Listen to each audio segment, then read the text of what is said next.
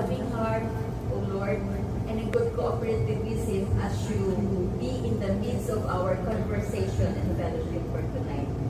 So bless the food that we are about to partake and even the people who has prepared and cooked the food. In Jesus' name we pray. Amen. Happy birthday.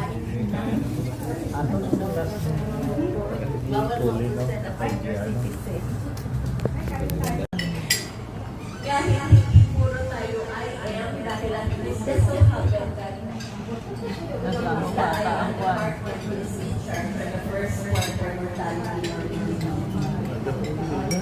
And most of all, it's a requirement for our hospital practice.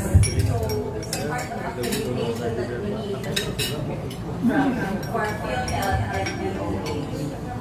So we have to process this lesson. Thank you for committing yourself for further practice and commitment to excellence for the hospital. And by the way, before we proceed to the reporting of our mortality and morbidity, I want all of you to welcome again our talagang officially declared Chief of Clinics, Dr. Macatol.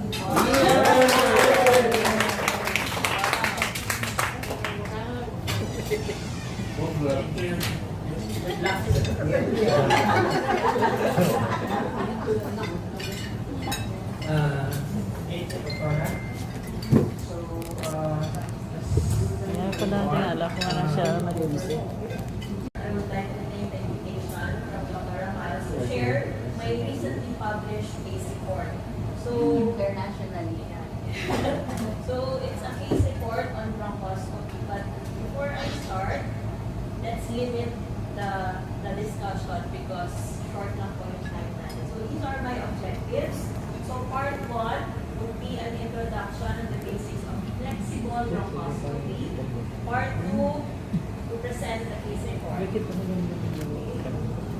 So, what is bronchoscopy? I think not all hospitals. Segment 6, Na-paralyze siya. Na-paralyze. 7, 8, 9, and 10.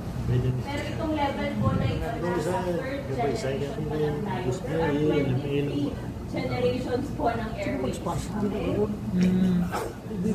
yun po yung mahirap. Yung mga basics po, ang nare-reach lang ay up to third or fifth airway.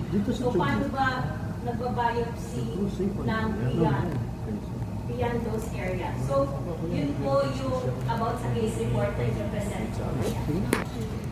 About no ordinary or the standard bronchoscope. Kaya may tinatawag ito tayo ultra-thin bronchoscope. Ang nare-reach nila ay only up to the 9th branch derivation.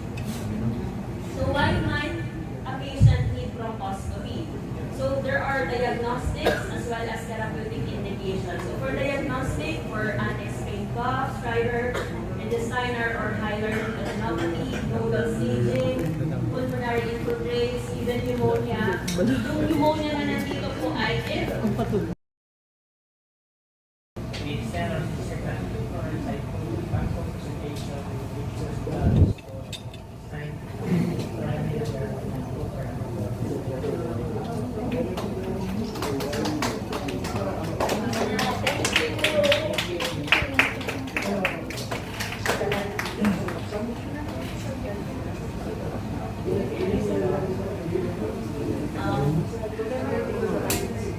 just a reminder, singin ko lang po for an outline. Pagka kayo, we have the different projects of PNF. Good evening, President. Welcome to the PNF President. Okay, meron din tayo tinatawag iba na na outpatient emergency care benefit program o ECB.